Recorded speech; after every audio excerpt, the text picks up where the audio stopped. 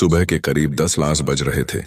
जिले की आईपीएस अफसर प्रिया सिंह की मां करुणा देवी अपनी बेटी द्वारा दिए गए RS5 लाख एक कपड़े की पोटली में बांधकर बैंक में जमा करने के लिए निकली। करुणा देवी बेहद साधारण औरत थी। किसी अनजान व्यक्ति को देखकर यही लगता कि यह औरत शायद किसी गरीब घर की है या भीख मांगकर गुजारा करती होगी। जैसे ही करुणा देवी बैंक के अंदर पहुंची, उनकी तरफ सबकी नजरें उठ गईं।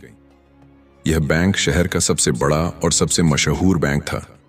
यहां अक्सर बड़े बड़े व्यापारी, अफसर और अमीर लोग आते थे। ऐसे में करुणा जैसी औरत को देखकर वहां मौजूद ग्राहकों और स्टाफ के मन में सवाल उठने लगे। यह औरत यहां क्या करने आई है? इतने बड़े बैंक में इसका क्या काम? शक्ल से तो यह किसी भिखारिन जैसी लग रही है। हर कोई अपने अपने मन में कुछ न कुछ सोच रहा था, लेकिन किसी को इस बात का अंदाजा नहीं था कि यह साधारण दिखने वाली औरत दरअसल जिले की सख्त और ईमानदार आईपीएस ऑफिसर प्रिया सिंह की मां है। करुणा देवी धीमे कदमों से काउंटर की ओर बढ़ी। काउंटर पर उस समय मोहन नाम का एक सुरक्षा गार्ड बैठा हुआ था।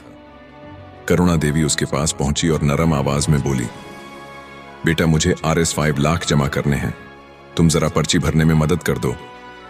करुणा देवी की बात सुनते ही मोहन भड़क उठा। वह तिरछी नजर से उन्हें ऊपर से नीचे तक देखने लगा और जोर से बोला, ओ बुढ़िया, तेरी इतनी औकात है कि तू यहां RS5 लाख जमा करेगी? तेरे हालचाल देखकर तो तू किसी भीख मांगने वाली औरत जैसी लगती है।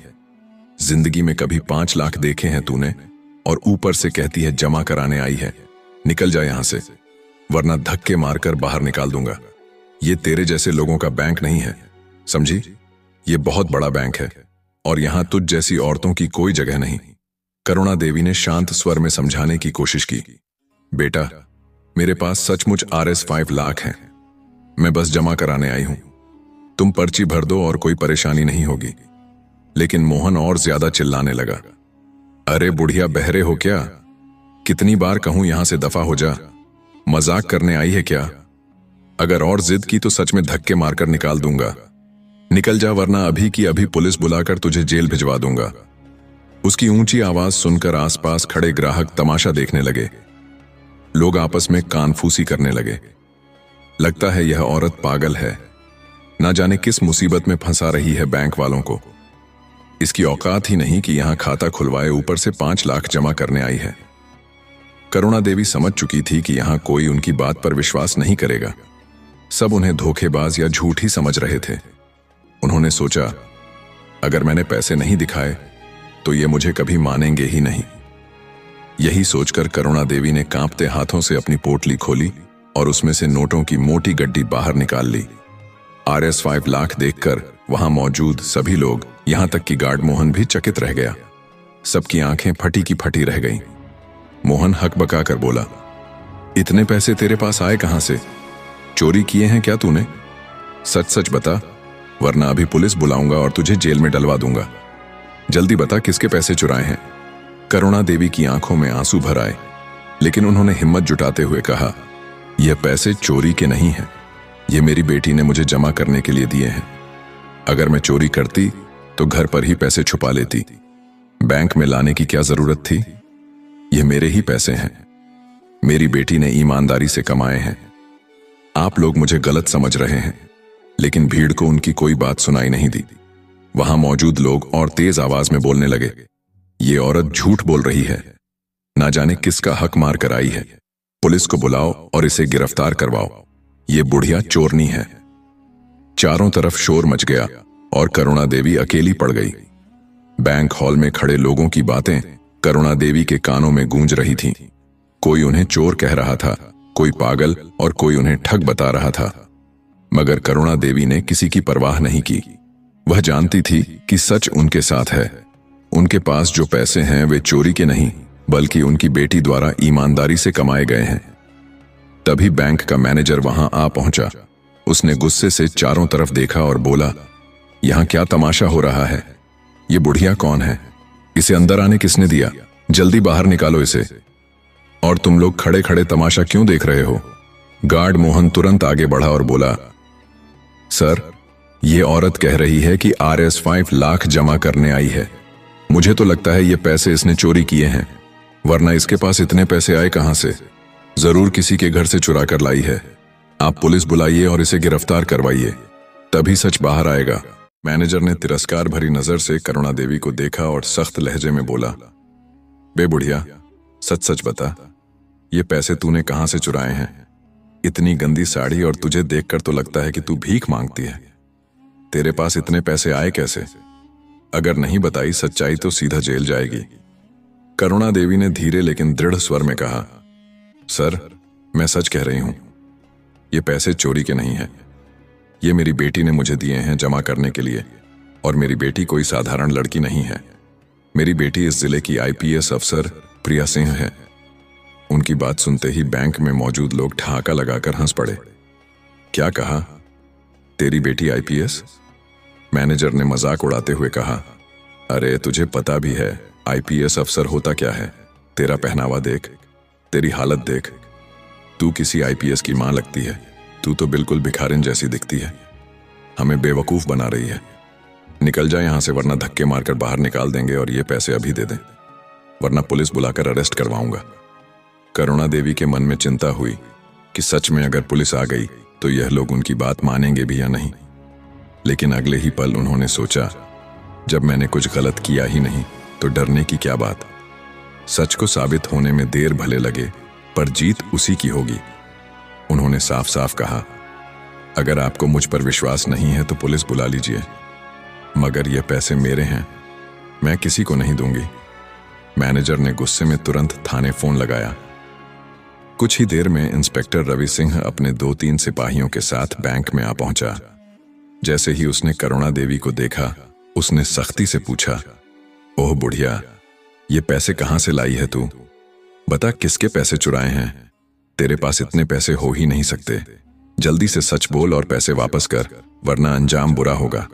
करुणा देवी ने कांपती आवाज में लेकिन हिम्मत के साथ जवाब दिया, सर, ये पैसे मेरे हैं। मेरी बेटी ने मुझे कल ही बैंक में जमा करने के लिए दिए थे। मैं चोर नहीं हूं।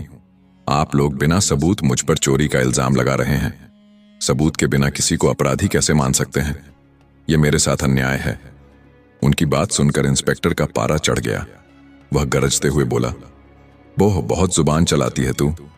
इतना कहकर उसने एक जोरदार थप्पड़ करुणा देवी के गाल पर जड़ दिया। थप्पड़ इतना भारी था कि वह लड़खड़ाकर गिरने ही वाली थी, मगर किसी तरह संभल गई। उनकी आंखों में आंसू थे, लेकिन हिम्मत टूटी नहीं। सर, आप बहुत गलत कर रहे हैं, करुणा देवी ने डगमगाती आवाज में कहा। आप बिना सबूत के मुझे चोर कह रहे हैं और मेरे ऊपर हाथ उठा रहे हैं। इसका अंजाम आपको भुगतना पड़ेगा। पहले मामले की जांच कीजिए, फिर फैसला लीजिए, वरना आपसे बड़ा अन्याय कोई नहीं होगा। और हां, आप शायद भूल रहे हैं, मैं कौन हूं। मैं इस जिले की आईपीएस अफसर प्रिया सिंह की मां हूं। मेरी बेटी तुम्हें नहीं छोड़ेगी। उनकी बात सुनकर इंस्पेक्टर ठहाका मारकर हंस पड़ा। अबे सुनो तो जरा, यह बुढ़िया कह रही है कि यह आईपीएस की मां है। हाँ, अरे आईपीएस अफसर की मां दिखती है ये। मजाक करने आई है क्या? जल्दी से पैसे निकाल, वरना अभी हवालात में सड़ा दूंगा। करुणा देवी अपने फैसले पर अडिग रहीं। उन्होंने साफ कहा, यह मेरे पैसे हैं, मैं इन्हें किसी को नहीं दूंगी। यह सुनकर इंस्पेक्टर गुस्से में आगा बुला हो गया। उसने करुणा देवी को बाल पकड़कर घसीटते हुए बैंक से बाहर निकाला और थाने ले आया। थाने पहुंचकर उसने उन्हें फिर से थप्पड़ जड़ा और पैसे छीन लिए। फिर बिना किसी सबूत और बिना किसी गवाह के उन्हें लॉकअप में डाल दिया। इंस्पेक्टर रवि सिंह को जरा भी अंदाजा नहीं था कि उसने अपनी जिंदगी की सबसे बड़ी गलती कर दी है। वह सोच भी नहीं सकता था कि यह साधारण दिखने वाली बूढ़ी औरत सच में जिले की आईपीएस ऑफिसर की मां है। शाम के करीब 4-8 बजे आईपीएस प्रिया सिंह को अचानक एक काम से थाने पहुंचना पड़ा। जैसे ही वह थाने में दाखिल हुई, उनकी नजर सबसे पहले लॉकअप में बंद उस बूढ़ी औरत पर पड़ी। उन्होंने ध्यान से देखा और तुरंत पहचान लिया, वह उनकी मां करुणा देवी थी। जैसे ही आईपीएस प्रिया सिंह की नजर लॉकअप में बंद अपनी मां पर पड़ी, वह घबराकर तेजी से वहां पहुंची। लोहे की सलाखों को पकड़कर बोली, मां, आप यहां लॉकअप के अंदर क्या कर रही हैं? किसने आपको यहां डाला? आखिर हुआ क्या है? करुणा देवी की आंखों में आंसू थे, मगर उन्होंने कुछ कहने से पहले ही इंस्पेक्टर रवि सिंह वहां आ पहुंचा। सलाम ठोकते हुए बोला, जय हिंद मैडम, ये औरत किसी के पैसे चुरा लाई थी, इसलिए हमने इसे पकड़कर अंदर डाल दिया। और तो और ये बार बार झूठ बोल रही थी कि वह आपकी माँ है। हमें लगा यह सब ड्रामा कर रही है, इसलिए इसे लॉकअप में डालना पड़ा। यह सुनते ही प्रिया सिंह का चेहरा गुस्से से लाल हो गया। उनकी आवाज तल्ख हो उठी। क्या कहा आपने इंस्पेक्टर? ये औरत मेरी माँ है और आपने इन्हें बिना किसी सबूत, बिना किसी जांच के लॉकअप में डाल दिया। क्या यही सीखा है आपने कानून की किताब से? याद रखिए, कानून कभी भी किसी निर्दोष को बिना सबूत के सजा नहीं देता। आपने अपनी ड्यूटी की नहीं बल्कि उसका अपमान किया है। वह आगे बोली, इन पैसों के बारे में मैं साफ कर दूं, ये चोरी के पैसे नहीं हैं। मैंने ही अपनी माँ को कल RS 5 लाख दिए थे बैंक में जमा कराने के लिए, और आपने इन्हें चोर समझकर अपमानित किया और बिना सबूत के जेल में डाल दिया। आप जानते भी हैं आपने कितना बड़ा अपराध किया है। यह न सिर्फ एक महिला के साथ अत्याचार है बल्कि कानून के खिलाफ भी है। प्रिया सिंह की कड़ी बातें सुनकर इंस्पेक्टर का चेहरा पीला पड़ गया। डरते डरते बोला, सॉरी मैडम, मुझे नहीं पता था कि यह आपकी माँ है। यह औरत बहुत बदतमीजी कर रही थी, बैंक में सबको परेशान कर रही थी, यहां तक कि हमें भी गालियां दे रही थी, इसलिए हमें मजबूरन इसे अरेस्ट करना पड़ा। प्रिया सिंह ने उसकी बात काटते हुए गुस्से में कहा, बस कीजिए इंस्पेक्टर, यह बेहुदा बातें मैं बर्दाश्त नहीं करूंगी। मेरी माँ ने आज तक किसी को अपशब्द नहीं कहा, उनके मुंह से कभी गलत शब्द निकला ही नहीं। आप झूठ बोलकर अपने गुनाहों को छुपाना चाहते हैं। अगर सचमुच मेरी माँ ने गाली दी थी तो कोई सबूत पेश कीजिए। बताइए, किस गवाह ने सुना? कौन है वह व्यक्ति जो यह साबित कर सके? वहां खड़ा पूरा स्टाफ खामोश हो गया। किसी के पास कोई जवाब नहीं था। इतने में एक हवलदार ने लॉकअप खोला और करुणा देवी को बाहर निकाला। बाहर आते ही करुणा देवी ने अपनी बेटी को पूरी घटना बताई। कैसे बैंक वालों ने उनका अपमान किया, कैसे गार्ड ने उन्हें भिखारिन कहा, मैनेजर ने पुलिस बुलवाई, इंस्पेक्टर ने थप्पड़ मारा और फिर बिना किसी सबूत के पैसे छीनकर लॉकअप में डाल दिया। यह सुनकर प्रिया सिंह का खून खौल उठा। उनकी आंखों में आंसू थे मगर चेहरा गुस्से से तप रहा था। उन्होंने ऊंची आवाज में कहा, तो क्या अगर कोई महिला साधारण कपड़े पहनकर बैंक आ जाएगी तो आप उसे भी चोर कह देंगे? उसकी गरीबी देखकर उसका अपमान करेंगे? क्या यही आपका कानून है? नहीं नहीं इंस्पेक्टर, आपने जो किया है वह सरासर गलत है और अब आपको इसकी कीमत चुकानी पड़ेगी। इतना कहते ही प्रिया सिंह कुर्सी पर बैठी और आदेश दिया, अभी इसी वक्त इंस्पेक्टर रवि सिंह के खिलाफ रिपोर्ट दर्ज की जाए और सस्पेंशन लेटर तैयार किया जाए।